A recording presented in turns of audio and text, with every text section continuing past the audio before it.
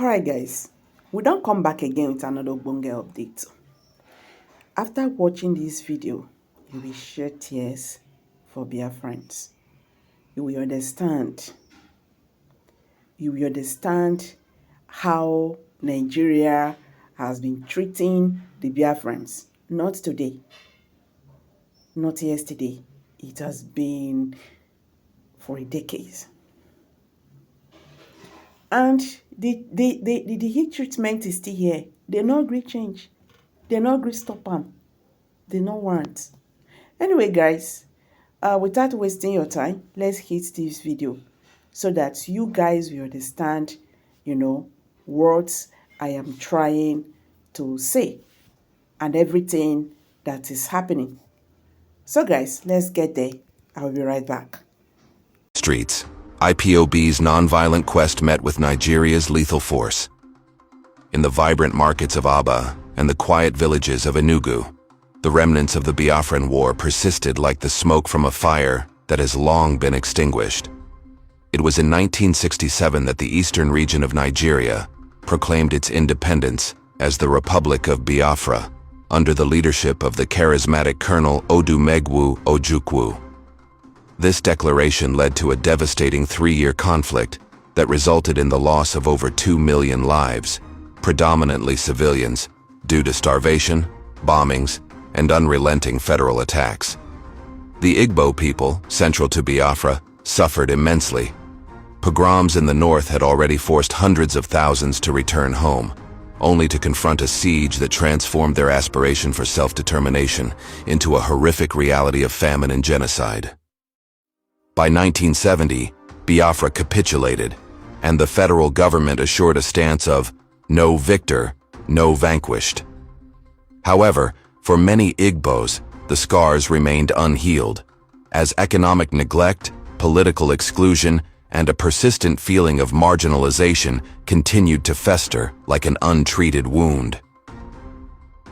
Fast forward to 2012, in the humid expanse of southeast Nigeria. Nnamdi Kanu, a British Nigerian broadcaster born mere months after the onset of the war, had devoted years to nurturing these grievances. Operating from his base in London, he hosted Radio Biafra, a station transmitting passionate broadcasts into the airwaves, denouncing the injustices of the Nigerian state, the oil wealth extracted from Igbo land without any reinvestment, the absence of Igbo presidents since independence, and the oppressive military presence that recalled the horrors of the war. Kanu had previously been affiliated with the Movement for the Actualization of the Sovereign State of Biafra, MASOB, a peaceful organization established in 1999 by Ralph Uwazuruike. However, ideological differences prompted him to separate, establishing the indigenous people of Biafra, IPOB, as a new voice for the long-standing aspiration. "We pursue self-determination through a referendum, not through arms," Kanu asserted in his initial broadcasts. IPOB was no militia. It is a movement of enlightenment, flyers distributed in markets, sit-at-home orders to symbolize quiet defiance, and global rallies waving the rising sun flag of Biafra. Young Igbos, frustrated by unemployment and forgotten promises, flocked to it, graduates, traders, even diaspora kin sending funds from afar. It was a revival, non-violent and methodical, rooted in the UN Charter's right to self-determination. By 2015, IPOB's message had ignited a spark. Protests erupted across the old eastern Nigeria, demanding Kanu's release after his October arrest on treason charges, a move that smacked of silencing dissent. In Onitsha's crowded streets, thousands marched peacefully on August 30th chanting Biafra lives and hoisting placards calling for a UN-supervised vote on independence. They were unarmed, no stones hurled, no barricades built, just voices raised in remembrance of the war's ghosts. Eyewitnesses recall women and rappers leading songs, children waving flags, elders sharing tales of Kwashiorkor-ravaged siblings. Similar gatherings bloomed in Aba, Port Harcourt, Ebony, Rivers, and Enugu, peaceful assemblies at schools and churches, where speakers invoked Article 20 of Nigeria's own constitution, affirming the unalienable right to self-determination.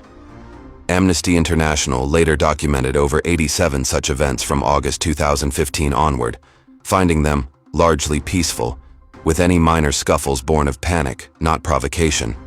IPOB's strategy was deliberate, non-violence as a shield, drawing the world's gaze to Biafra land's plight without giving Abuja an excuse for reprisal.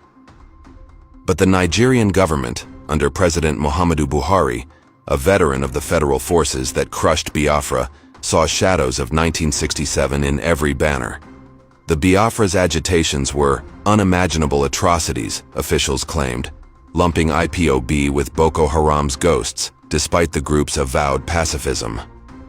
Tensions peaked around May 30th, the annual Biafra Remembrance Day, marking Ojukwu's 1967 declaration. In 2016, as dawn broke over Onitsha on May 29th, IPOB supporters gathered at Nkepor Motor Park for prayers and lectures honoring the fallen heroes. They were a motley crowd, students in uniforms, market women pausing their trades, families clutching photos of lost kin. No weapons, just candles and hymns. Then, without warning, the Nigerian army rolled in, trucks rumbling like thunder, soldiers in fatigue spilling out with rifles cocked. Eyewitnesses, their voices trembling in later testimonies, described the horror. They surrounded us like we were insurgents, then the shooting started. Bullets rained everywhere, into backs, into chests. People fell screaming, blood pooling on the asphalt. Amnesty's investigators confirmed it. Live ammunition fired at point-blank range, no tear gas prelude, no dispersal order. At least 17 lay dead that day, with over 50 wounded. The army carted away bodies to hide the toll, but morgues overflowed with the evidence. The pattern repeated like a grim refrain. On February 9, 2016, at Aba National High School, hundreds assembled for a rally unarmed, singing anthems of unity. Videos captured the encirclement, military vehicles boxing them in, then gunfire erupting without a shout.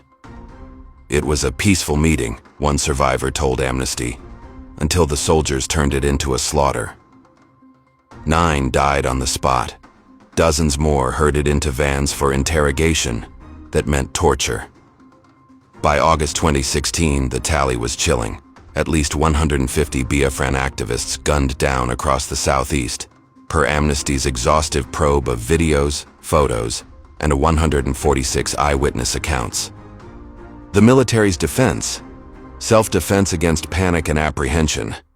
But the evidence painted a different picture: tactics honed for war zones, not crowds of civilians.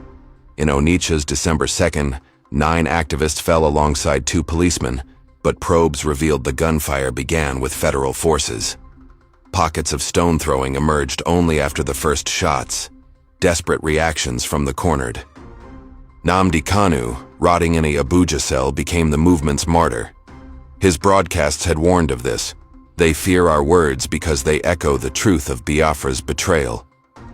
Released on bail in 2017, only to be abducted in Ken in 2021, Kanu's plight fueled IPOB's resolve. The government prescribed the group as terrorists that September, a label a court later struck down as unlawful. Yet the crackdowns continued: raids on homes, abductions in the night, live rounds fired at sit-at homes honoring the Biafra fallen heroes. What began as a non-violent cry for referendum had morphed, under barrages of bullets, into a symbol of unyielding resistance. Today, as May 30th dawns each year, Biafra land falls silent, a lockdown of remembrance. Markets shuttered, highways empty. Families light candles for the over 2 million Biafra fallen heroes and the 150 more felled by modern rifles. In London's exile communities and Atlanta's diaspora halls, they gather, flags at half-mast. The dream of Biafra endures, not in vengeance, but in the quiet power of memory. For in the echo of those first peaceful marches and the thunder of unjust guns lies the story of a people who refuse to forget. Self-determination is a right, not a crime, and no hail of bullets can silence its call. Self-determination Aba is not a crime. in Abia State, But why Biafra land. is the UN government trying to... This is a rally holding guys, I'm today definitely thank you for in the honor of our staying director, to the end of this Mas video. Nnamdi Kanu, Bye for now. You share this video protesting, with asking your Nigerian government like, yes, to release him unconditionally as the court has already